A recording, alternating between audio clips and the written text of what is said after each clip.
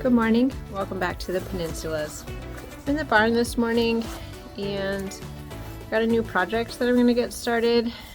We decided a while ago that we would do meat rabbits, and we're going to start those in January.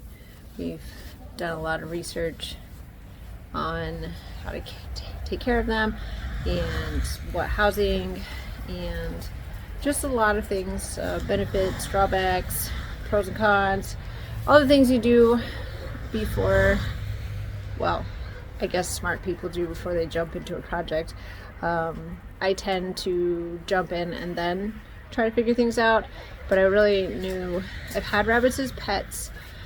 I've never done them as meat animals, and I just wanted to make sure that I wasn't jumping into this without having some background information. Chickens and quail are very different. They're at least similar in some ways as birds and enclosures and stuff, but I wanted to make sure I had enough background and information going for me before I jumped into meat rabbits. I love rabbits. I loved my pet rabbits, and I'm excited about keeping them. So I want to make sure that I give them the healthiest environment, best start, and don't take anything I say as advice, because this is me just sharing with you my starting point, and you'll be able to watch as I learn and progress. But I am by no means professional. As I said, I did a lot of research. I don't have any experience with meat rabbits whatsoever. So what I'm going to show you is just the process of cleaning and rearranging the barn, getting the cages set up, making sure I have all of the things I need before I get the rabbits and pick them up and bring them home. So today I'm going to be cleaning out the chicken coop, cleaning out the section of the barn where we're going to keep the rabbits, and this will be kind of a multi-part series of me cleaning up, putting up cages. I've decided with cages because of the fact that I wanted to do colony to begin with. I like trying to give animals as natural of an environment as possible, and the more research that I did and the more reading I did from more experienced breeders, I decided with cages because they're easier to keep clean, and I know that's super important for rabbits. Rabbits in general are pretty clean. They're not like chickens where they just poo everywhere, but they tend to like to keep their cages and living areas pretty clean.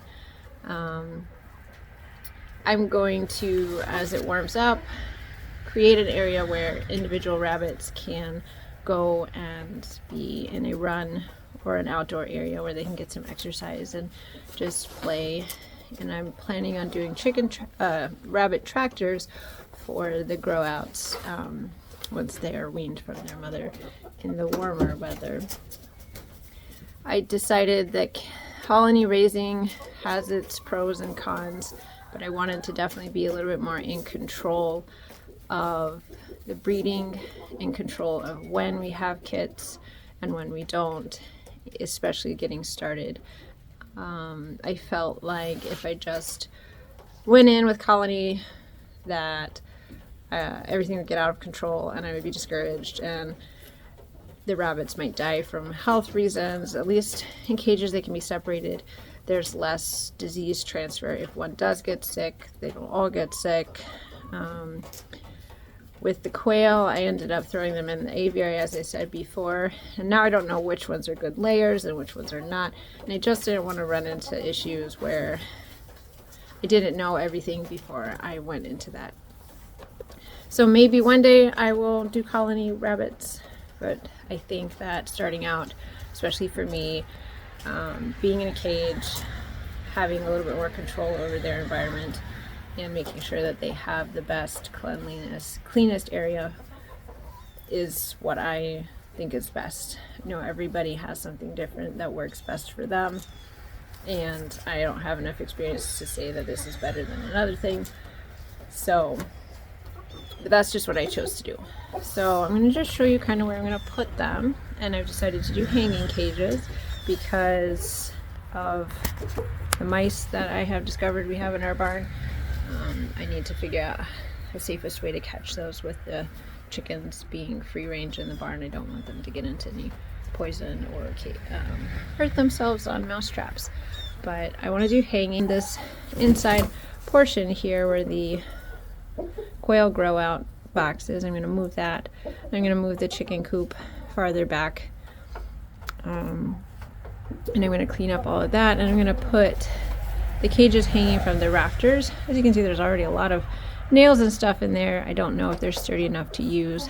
I'm going to check those out, but I'm going to hang them from there. We're just going to start off with the breeding trio, so I'll just have the 3 cages lined up there. I feel like that side of the barn is the warmest section because it's out of the line of the airflow and out of the line, and it can be shaded in the summertime for when it's really warm, but it can also get enough light. And if I do need to set lights up for the rabbits, I have a plug on this side, on the other side of this beam, that I can run lights and just hang them from the rafters. So that's the plan for that. So I'm not going to record it, but I'm going to just clean all of this stuff out. I'm going to move everything and get that all started. So I cleaned up all of the area. I'll give you a quick view of that real quick. So I've got the cages cleaned up except for the chicken that's in my way, but I moved the grow out box to just kind of sit over here, and then I pushed the chicken coop back some, and so I have all of this space. I got the 30 by 36, so there should be plenty of space for these 3 cages to hang up from the rafters of the section of the barn. So I got the doomer cages to put up because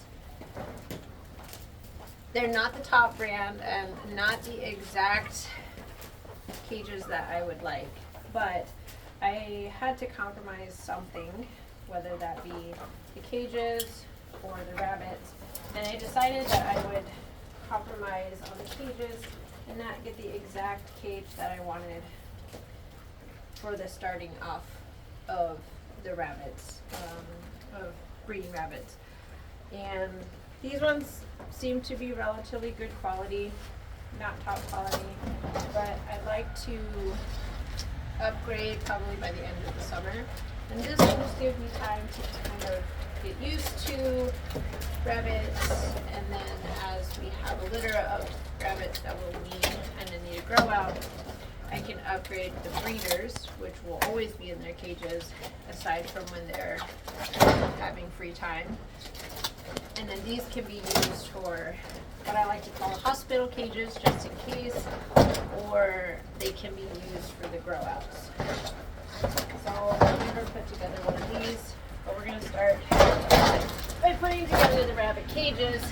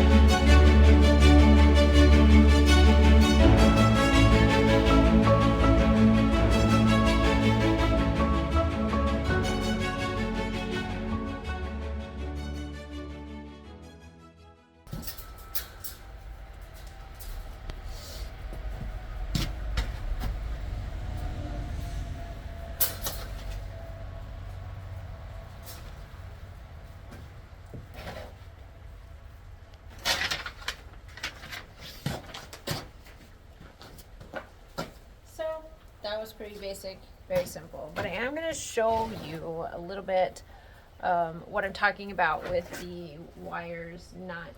They're easy to assemble, but because they're so easy to assemble, there's some gaps and stuff that need to be addressed. So I'm going to just quickly give you a close-up of them. So as you can see, like here on the side, there are 3 hooks that hold the cage together.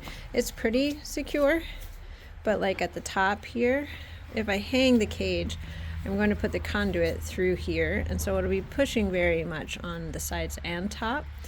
But I'm going to just reinforce with some rings here. I didn't get those yet just because I wasn't sure if I needed to do that. And then definitely maybe reinforce where like this is not 100% the way I would want it to be.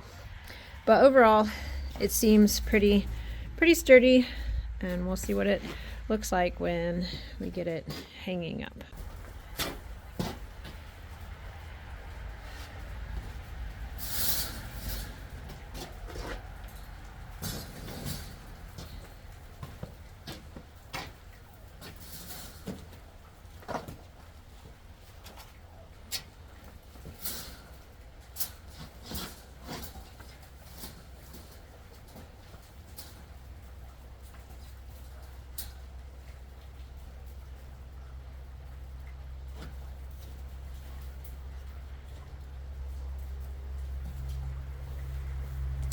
So I got 10-foot, half-inch galvanized conduit, which I'm just going to run through the front of the cage and the back of the cage to give it some stability. And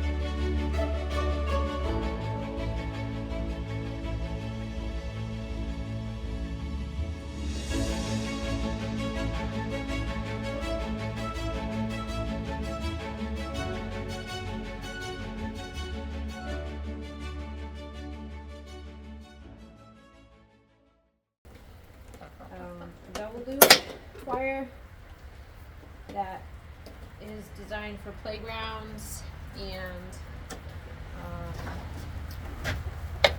swings and stuff.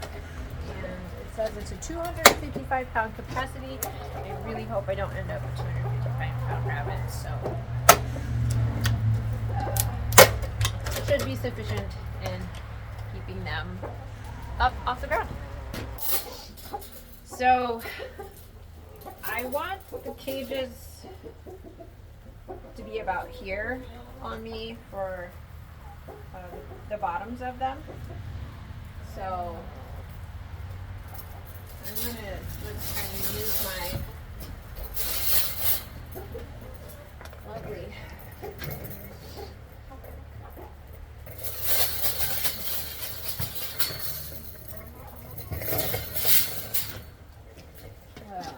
height here to figure out exactly how tall I want these to be. And I think the bottom here seems about good. I'm going to reach reach into the cage while I'm there. So I'm going to just take that length of chain, measure from the bottom of the cage up. So that's about what I was estimating, more or less about 1.5 foot chain. So what I'm going to do is add a couple extra links to this amount of chain, because what I want to do is loop it through the cage and use a hook to clamp it together. So I'm going to add probably another 6 inches or so of chain to go through that particular section of the cages. So we're going to do about some 2 feet of chain here.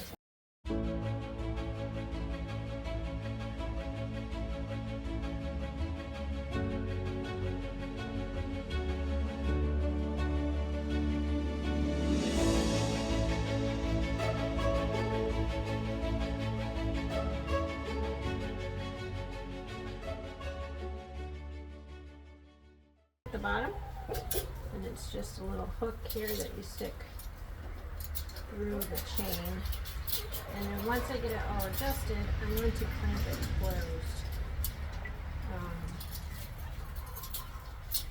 so that I don't have to worry about it coming out. But I'm not going to clamp it closed yet. So that'll be that side. Looks a little bulky, but for the top I have some quick clips, which I thought would be easier to get through the eye hooks and the chain and be more removable. But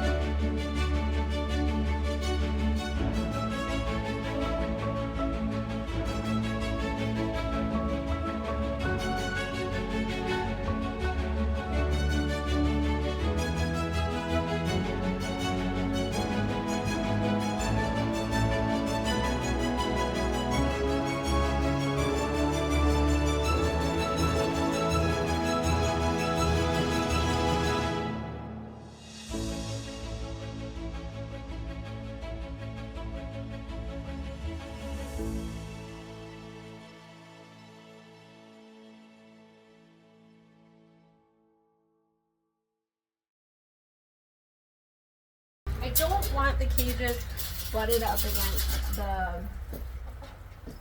the wall, because I feel like because it's a dirty wall from previous animals, I feel like mice will be able to climb up it too easily. So I'm going to leave them about where they are and just put the first hook above, more or less where I'm standing here and where I have these cages laid out.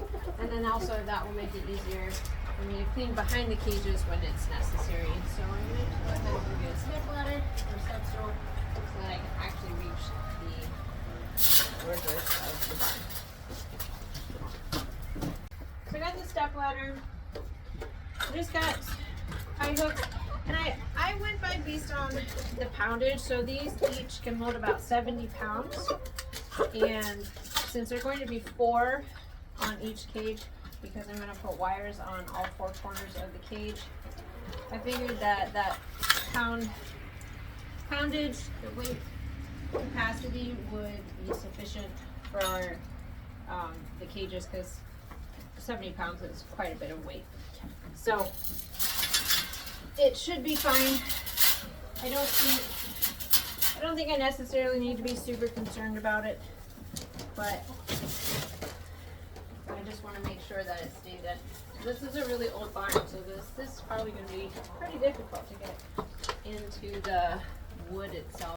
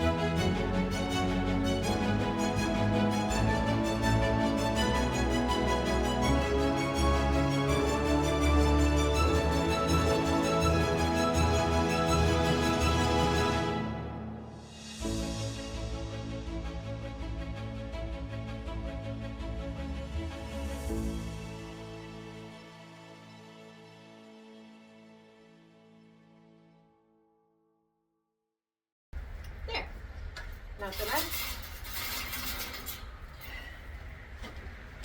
So because I cut these the same length as all the other ones, I'll probably have to recut these, which is fine because I can use these on these inner corners of this one. But I'm not going to, I want to hang it up first and then measure the inside ones of each other cages so that I know which raptors I have to put the eye hooks on and then how long those chains have to be. So maybe more or less, shorter, longer. We'll do that next after I get this hung up.